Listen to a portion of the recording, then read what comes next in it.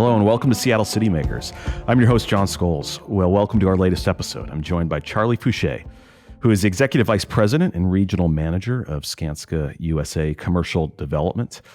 He leads the Seattle region of Skanska, which delivers highly sustainable office, mixed use, and multifamily properties across the U.S., including a number of projects here within the city and region. And Charlie and I talk about some of the recent projects, including a beautiful multifamily development in Belltown that recently opened, his take on the commercial office market and housing issues in our city, return to office, a host of issues. I hope you enjoy my conversation with Charlie Foushee with Skanska. Well, thank you for coming by and doing this. Thank you for having me. Yeah. And like you said, we can still say Happy New Year.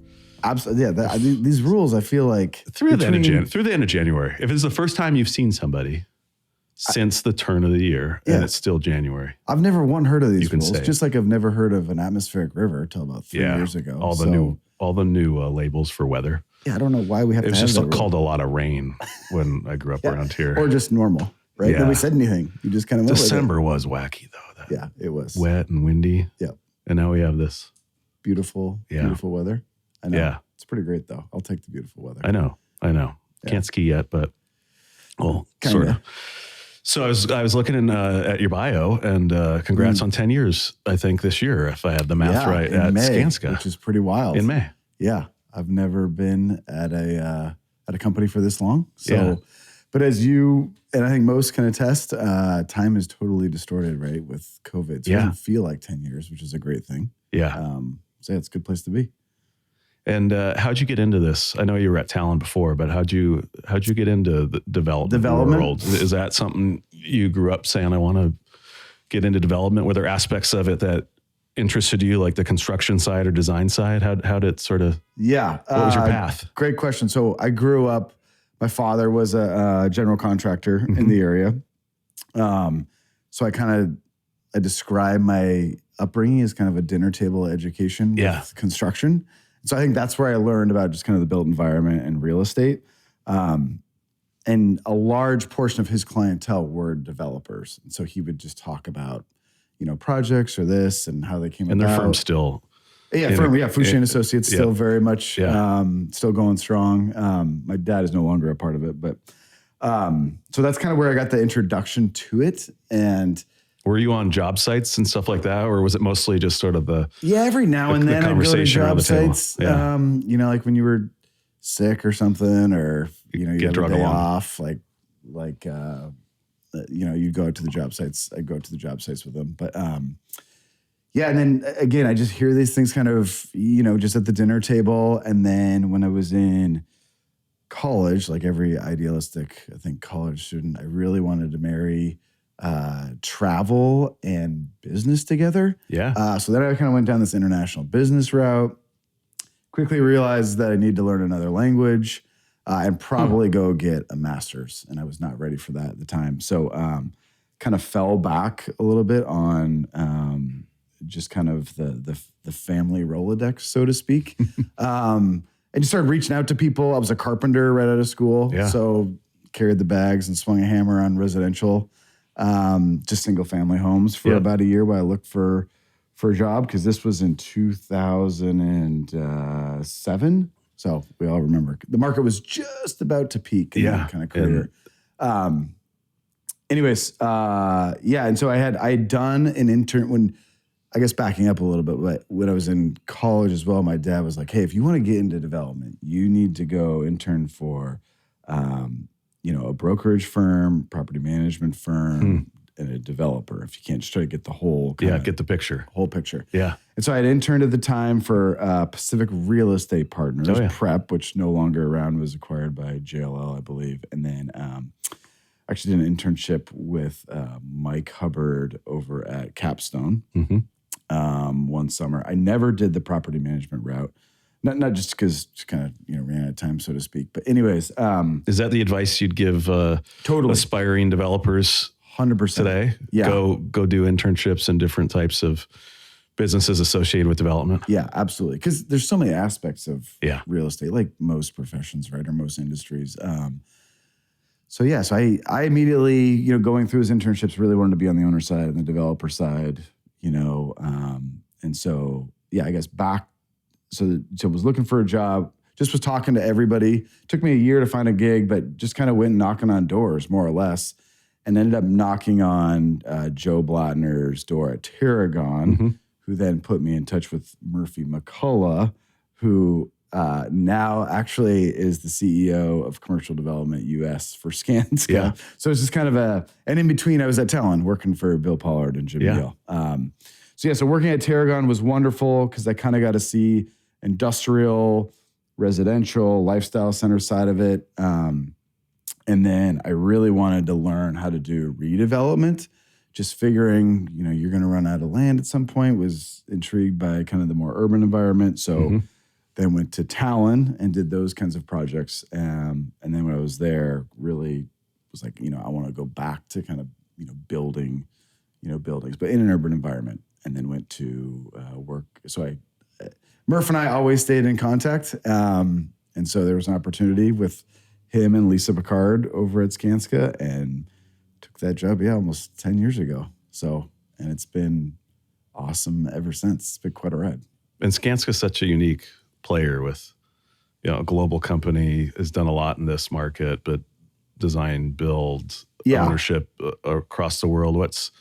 How do you describe Skanska to folks who might not be familiar with the company? What sort of makes it different in your mind? Yeah, extremely unique company. It's a 100 plus year old firm out of Stockholm, Sweden. Started as a general contractor, and then started doing development about 50 plus years ago, and in the United States, close to around 20 years ago.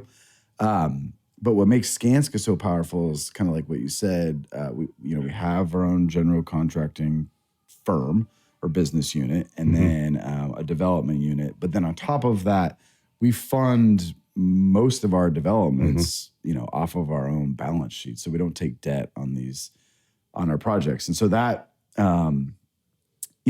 that's a pretty powerful tool, especially in today's somewhat unique day and age. And extremely unique. But also gives the team the ability to, all they need to do is just think about the physical real estate and, what's going to be designed and built on the particular sites. Because we don't have to, we can utilize the time, whereas in a traditional development structure where you need to go raise debt and equity, we can use that time again to put back into the physical real estate. So I think our portfolio kind of speaks for itself in the sense that we can really push the needle, whether it's through sustainability, design, just programming, and hopefully soon some innovation on just the construction front of how to build and deliver these projects. So also gives us the ability to go speculative. So we can start buildings, at least commercial office buildings, without a tenant. Yeah. As you've done of late, right? Yeah. Every single, I would say, our first project, Stone 34, over on Stone Avenue, headquarters of Brooks, running shoes. So they weren't committed before you? They were committed. That was the one deal that we did. That's what I thought, that they commitment. were. Yeah, you were sort of building that to suit for them, right? Yep. Yeah. But 400 Fairview, 2U, the 8, all were started without a pre-lease. And turned out pretty well. Yeah, everything is going from a design, construction, but also the economics, right? Yeah, leasing has gone extremely well. And have been great additions to both this downtown and the other one across the lake. Yep. Yeah. I think the other thing too, with the ability to have that flexibility with being able to fund with your balance sheet, we get to go, I think, to locations to some degree sometimes that, maybe are not popular of late or somewhat pioneering. Yeah. It's like Stone 34 is a great example where, Stone was not what it was, today. You were all kind of catalytic to that part of town. And then after that, there's a lot of pieces moving already over in that neighborhood, but we were definitely a part of that kind of first move. And then Evo comes in and done what they've done. Done an awesome job. That's a great little stretch. The nicest dump in the city. That's maybe in the country. Yeah, it's a lovely landfill. Yeah. It's lovely. And then 400 Fairview, I'd say, was similar, where, we were really kind of the first project that kind of blended, I think, the Cascade neighborhood and South Lake Union together. because Cascade kind of had the REI and LA 24. Yeah. Then South Lake Union, Vulcan and others had put that really on the map. But I feel like we were part of that, that transition to actually kind of marry the two neighborhoods together, so to speak. And and then 2&U, I wouldn't say it wasn't so much of a pioneering location, but the goal there was really to marry the waterfront with downtown and the arts. Yeah, and the design is certainly innovative and pioneering and lifting that building up. And pulled that thing up 85 feet, create a little urban village. And unfortunately for that project, I'd say for the retail piece of it, COVID was, and the pandemic was really, the timing was really, really difficult. And we were never able to get that project kind of fully leased, but we kind of got couple anchors in there at the beginning, and but I think that project will do extremely well over the long term. Yeah.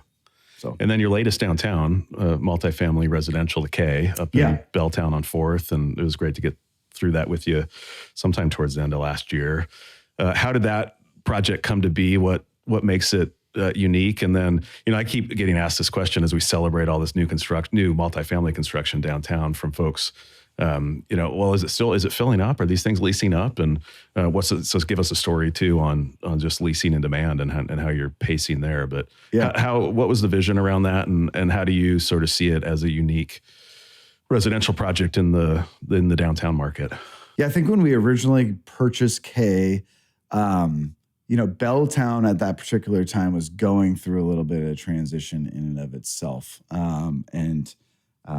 We were always kind of in love with Belltown just because it's got especially that stretch of 4th, because you had a lot of low-rise, older buildings, right? Yeah, kind of right there on the, we're mid-block on about 4th and Bell. But with the, with the Bell Street Park coming, that was going to, marry up that to the waterfront. And then Security Properties was developing the Confidential, Caddy Corner. And then just the proximity to Amazon. And, but, just Belltown's always been a great urban residential neighborhood. Yeah. And so we really felt like we had a great opportunity to deliver a project that was a little bit different than what Belltown maybe had known. Mm-hmm. And so, one of our taglines was kind of create the living room of Belltown, so to speak. So we hired these two architects out of New York, Kwaswinski and Pons, which we sent through a competition, and they outperformed and delivered an amazing project that very hospitality focused. They do a lot of work over in Europe, so kind of brought a little bit of that European feel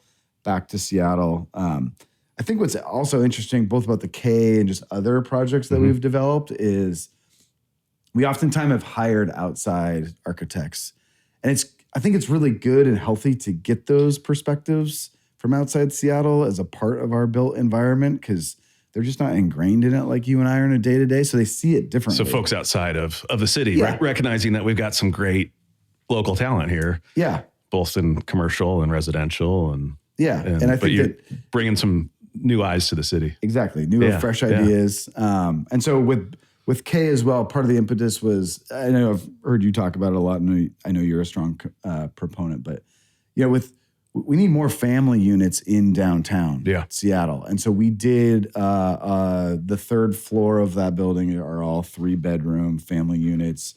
And you saw it on site, kind of adjacent to a cool spilling out family to a play area. Courtyard play area thing. Yeah, super unique. And I don't think there's any other units like that in the city. Yeah. And they've been leasing up pretty darn well. The building itself is leasing up, good. I would say that, we've had a historic amount of supply that's come online in the last, couple of years. And K is definitely holding its own. We're in a little bit of a kind of a supply drought, so to speak, which was always part of our business plan of we're going to deliver into this period of time when there's really not a lot of product coming to market. And so I would actually say the last 3 or 4 months have been much stronger than we anticipated. I think a large portion of that is because of just the return to work. Yeah. We're seeing a lot of people moving into the city because they need to be closer to, their employer, whoever that may be.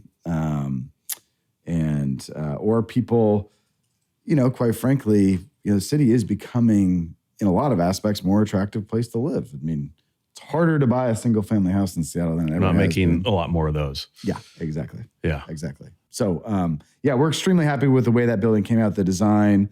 It's got these unique features of these exterior kind of pop outs that, kind of replace an exterior deck, but they're, interior. I love those. That was such a great feature, as you say, of those units. I'm so anti-balcony and deck. Yeah. They're just, in this particular climate, it can be challenging. Yeah. And then on top of that, the location is also you saw the views. The views are unbelievable, especially to the west in the mountains, but also have great city views, which I don't think people respect as, or appreciate as much until you see them, right? Especially at night, the urban views are awesome. And you're looking right at the Space Needle on the north side of your building. Pretty spectacular. Yeah, it is awesome. And you announced some retailers toward the end of the year as well. And it's great. One of them is the folks behind House of Eve, and great to see them expanding downtown. Yeah, Michaela over there is amazing. Great partner to have. So we're extremely excited to get her up and running. Hopefully that is, it'll be second quarter sometime. And then we also signed. And that's kind of a bar cafe concept. Yeah, exactly. Yeah, kind of a cocktails coffee to cocktails concept. Yeah.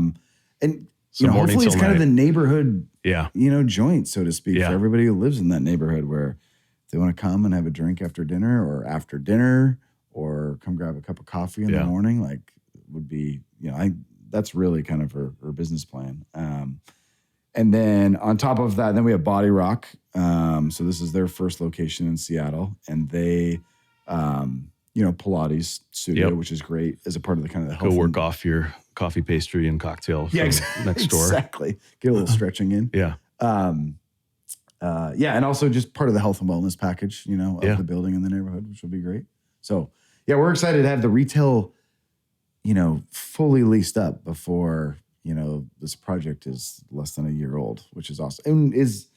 And the retail climate right now, anywhere, doesn't matter what city you are, is extremely difficult. No, when I saw those deals, and it's that's congrats. That's such a great addition to the neighborhood, to the building, obviously, whether you live in the building or not, or certainly if you're a prospective tenant, to have those amenities at ground floor.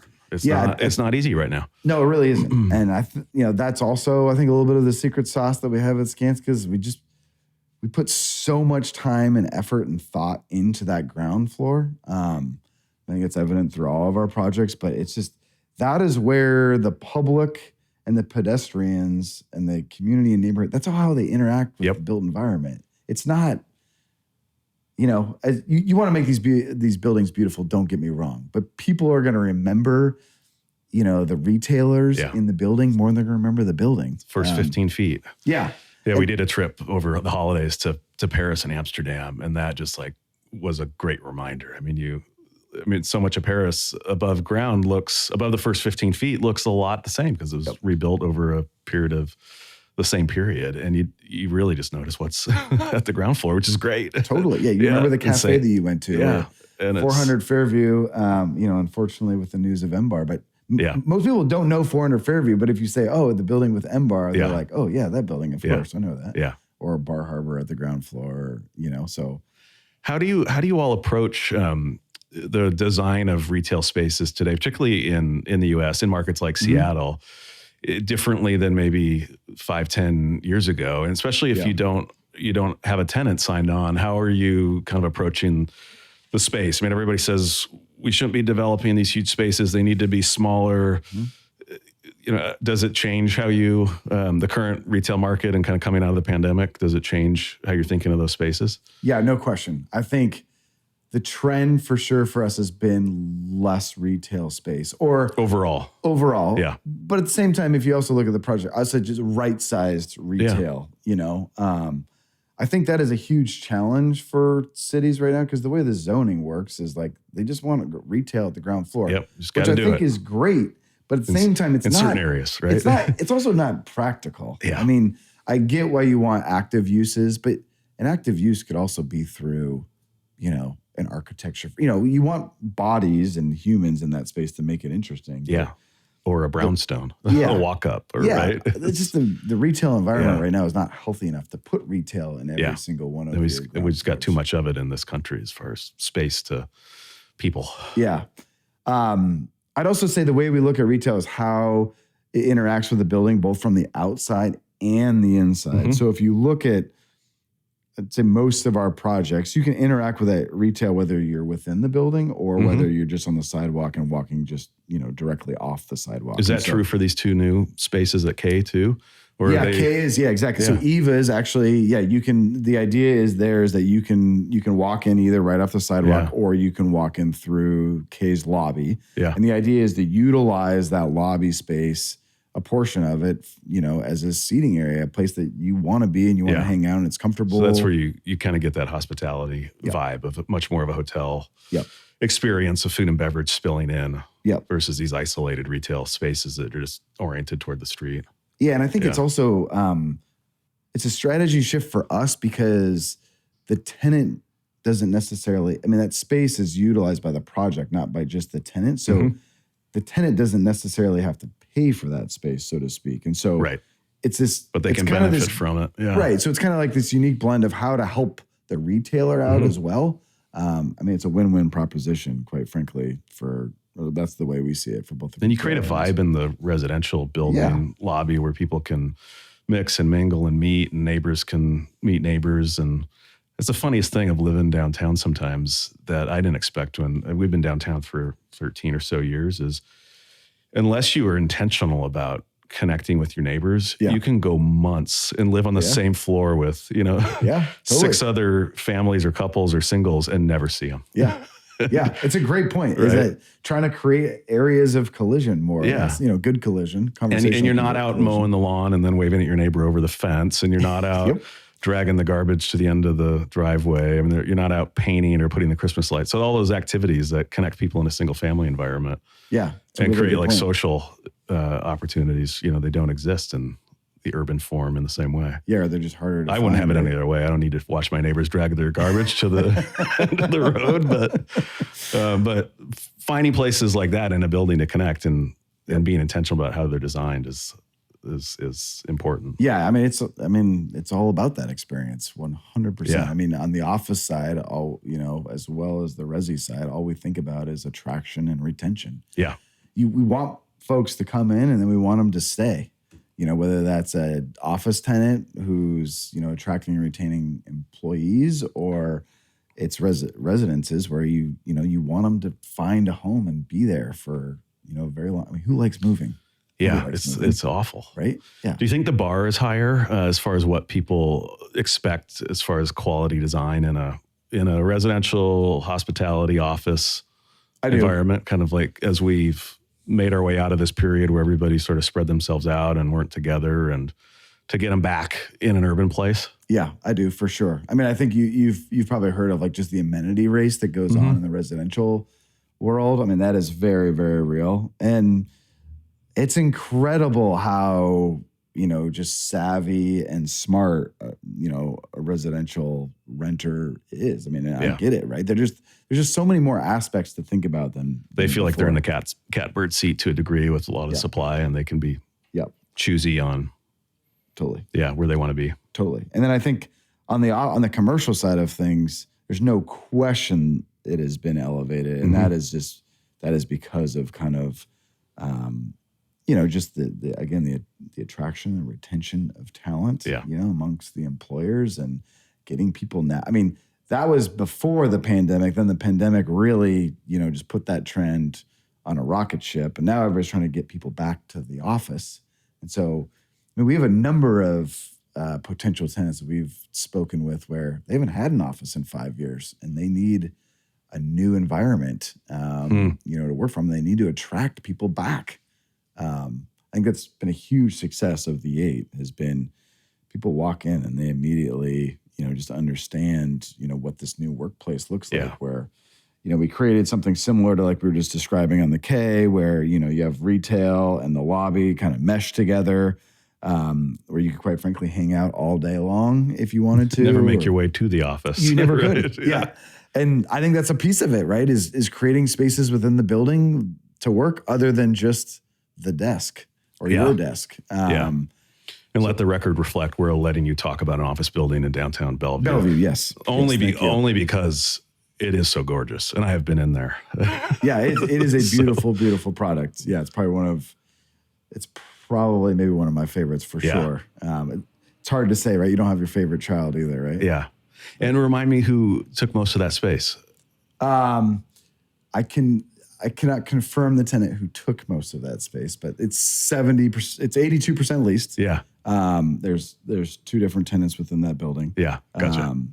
But yeah, it's been during some of the toughest times. You've all done well in a difficult period. Yeah. And I think the building design was a huge factor in that decision. So where do you see sort of return to work, working out of the office, whatever you want to call it, the way we used to do it? Where do you see that going as you kind of look out 5 years? Do you think we've sort of reached the max of folks being back and we're not going to see much change or shift? And we're, I think in downtown at 64% of folks, 3 or more days in the office relative to that same month in 2019, if you kind of consider that the baseline. And we inched up a bit last year and, it's been slow increases since. Do you think that I think that's a trend changes? No, I think that we will continue to see kind of that slow, incline, maybe up to 70% or so. But it sure feels like the 3-day work week is here to stay. I could see us going to 4. It's hard for me to envision 5, but I don't think that affects Space I think it's demands. hard for people. I see that it's hard to affect, space demand, because I think one experiment we're seeing play out real time is when folks are setting up, like hoteling space plans where you come in, you don't have a desk, you just kind of go. Are those working, you think? I don't think they're working. Yeah. I mean, so people are, hey, we can have less space, we can take less space.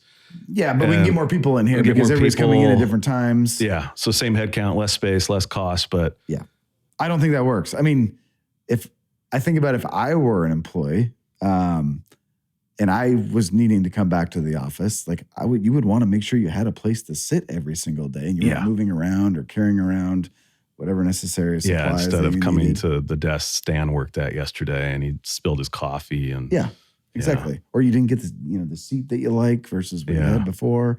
I mean, we're all so entitled now, in the workplace, so to speak. But I do think though that the 4-day work week makes sense to me in the sense that, again, I don't believe there's a perfect place to work. I think every different kinds of work, demand different kinds of environments. So for all sorts of different, folks, so to speak. So, if you need to if I need to hunker down and read a document or something, I'm much more apt to go to a coffee shop or something where I know nobody will necessarily bother me.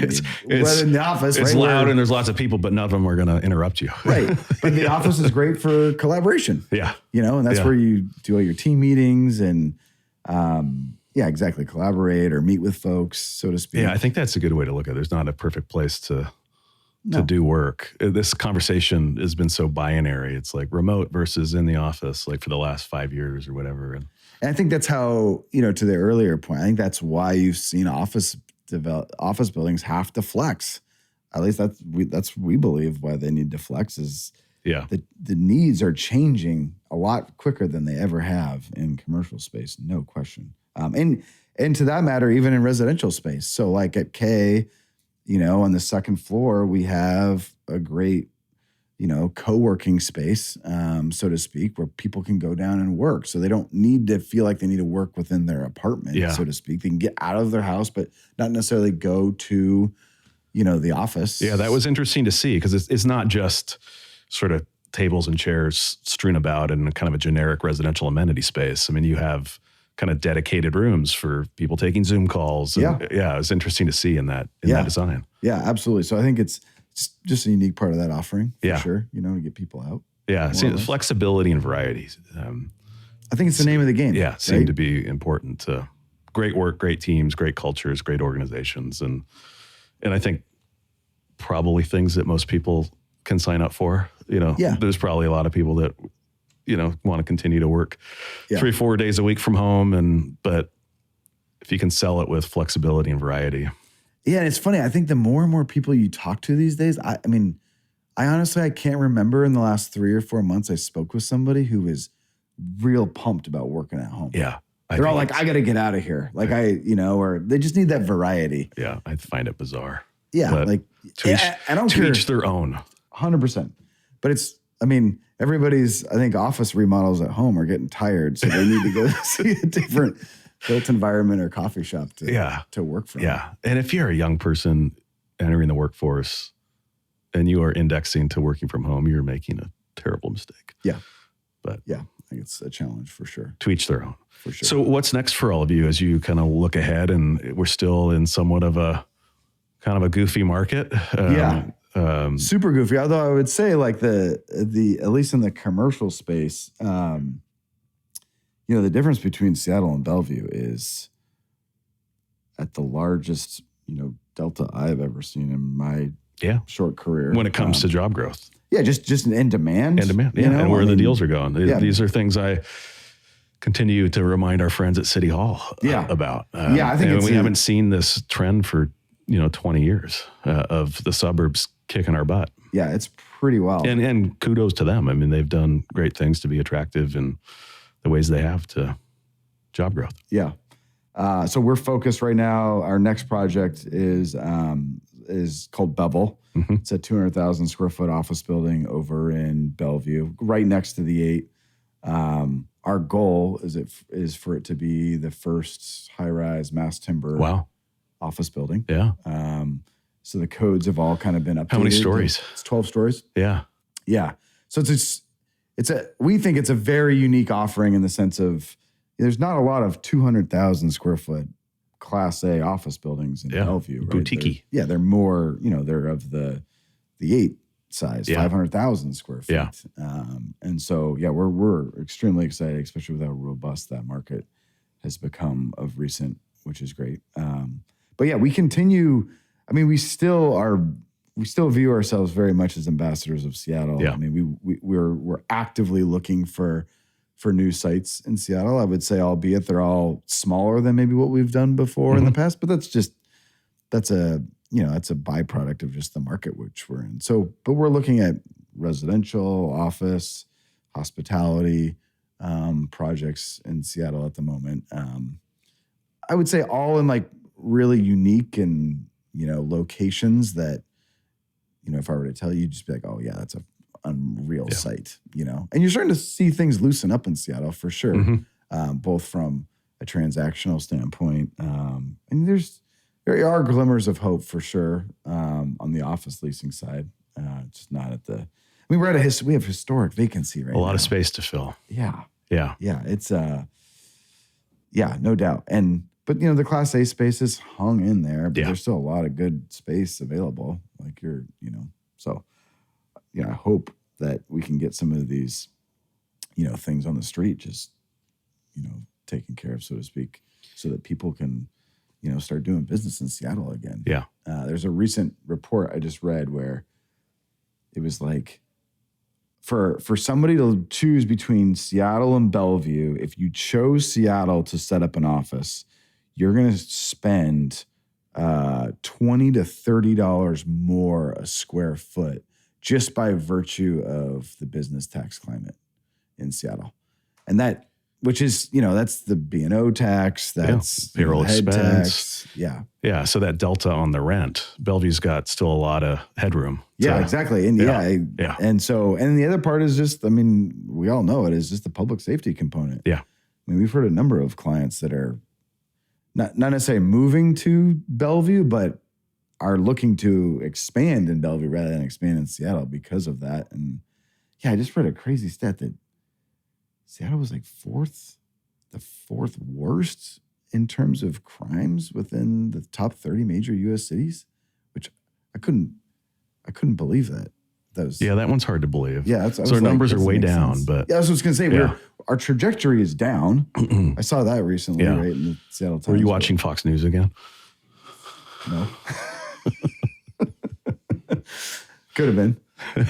But I'll show you that. I will show you that report. Maybe I could be definitely misquoting. Yeah, sure. But no, we have a lot of work to do. And we are in a period we haven't been used to being in. I mean, you know as better than anybody, we rode the growth of Amazon and all the companies they attracted here and all that job growth that produced a lot of other great things. And we've got our work cut out for us. And hopefully I guess the way to look at it, glass half full, is it's an unreal opportunity, right? Because gives the city a chance to, bring in more diversified businesses, right? The waterfront is an absolute gem. Yeah, we've got city. the core assets, right? Yeah. It's just the voters have been willing to approve, transportation in the past. Yeah. Which, not a lot of major cities can say that. And that's a huge deal is to, if we can get folks in and out of the city, it's going to solve a lot of problems for us. Yeah, the big thing that's not talked about enough, in my opinion, is, in April when the train connects both Bellevue and Seattle, the north or the, current line under downtown goes to a 4-minute frequency. I mean, that's just unbelievable. That's a huge deal. That's big city transit. Yes. And so, you're not in that tunnel having just missed the train and waiting for 12 minutes. Yes. Yeah. But it'll be great to get that done. We just need to get the transportation sector we need to be able to execute on the projects that we've approved, right? Yeah. So that we can keep that faith in these transportation projects. Yeah. I don't know why it takes so long. Yeah. I was reading a stat the other day that China has built a high-speed rail network that's 2/3 of the U.S. highway network in a matter of, I think it was 30 or 40 years. Wow. Yeah. That's incredible. Yeah. Yeah, we can't build a high-speed rail from Seattle to L.A. in the last 30 years. Or Seattle to Vancouver, right? Yeah, anyway. Yeah. Yeah. Charlie, we got a couple of standard questions to close us out here. Good. Your first job that you took a paycheck for. Yeah, first job where I had, actual, wages garnished, so to speak, whereas I was a ski instructor at Snoqualmie. Yeah. Yeah, it's no longer around, but I don't know if you remember that store, Fiorini. Yeah, it was in Fiorini Sports? Yeah, University Village. Yeah. I was 16. I convinced my parents it was okay for me to drive up to the pass by myself. I was only in one car accident. But yeah, it was fun. I did that for, pretty much, I guess. Were you teaching kids or adults? Yeah, all kids. Yeah, it was all kids that were probably, ranged from 6 to 9 years old. Yeah. It was awesome. And I got you get a free ski pass out of the deal. And at the time I was high school, we had half days on Wednesday. What a life. Super easy to bounce up there. Were you able to, did the kids listen to you? Did they? Yeah. The trick there was to have a good sized package of gummy bears in your jacket pocket to keep their blood sugar. Exactly. Yeah. And motivated. Yeah. But it was great. I taught a year at Stevens, adults, as like a 20-year-old, 19-year-old.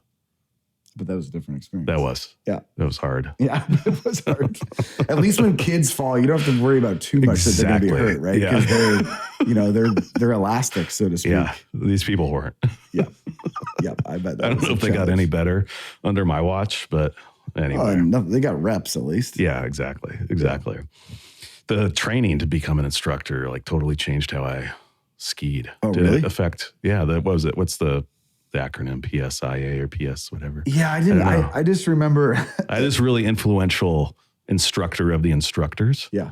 Who was level 3 as skier, snowboarder, and telemarker. He was nuts. Yeah. And so I got that out of it at least, even if I didn't help anybody else ski better. Yeah, you probably ski better. Yeah, no, I did. Yeah. It's always amazing to me, right? With any profession, it's just, people just take just their craft. I mean, that's some of those folks' craft, right? Yeah. And they take it extremely seriously. And and some of them are extremely good at it. Yeah. So to wrap us, what's your perfect Saturday in Seattle if you can design it? Good question. Which will include the surrounding areas because we know you're a resident of beautiful Bainbridge Island. That's right. Yeah. So we really say the Seattle area. Yep. But yeah, I would pick a day in downtown. We recently just did at K. All of our team members got to stay at K for 2 or 3 nights. Really? As a way for all of us to kind of really learn the product and the neighborhood. And so we. Did you do that with the family? Yes, we did. It was amazing. A little staycation. It was my kids' first kind of urban experience. Did everybody get their own unit, or did you all live together? We all packed into one for sure. For sure. You didn't say, "I'll see you guys on Sunday." Yeah, exactly. Have fun. So I have 3 kids. Yeah. 13, 10, and 8, all boys. So the day would revolve around them. But one of my favorite, I used to live up in Greenwood, and I do miss that neighborhood dearly. And talk about a neighborhood that has changed for some great restaurants up there. Like awesome scene. Yeah. But yeah, we loved going to the Ballard Farmers Market. So I think we would start our day coming across the ferry, probably swooping up through Post Alley, grabbing a coffee at Ghost Alley Espresso.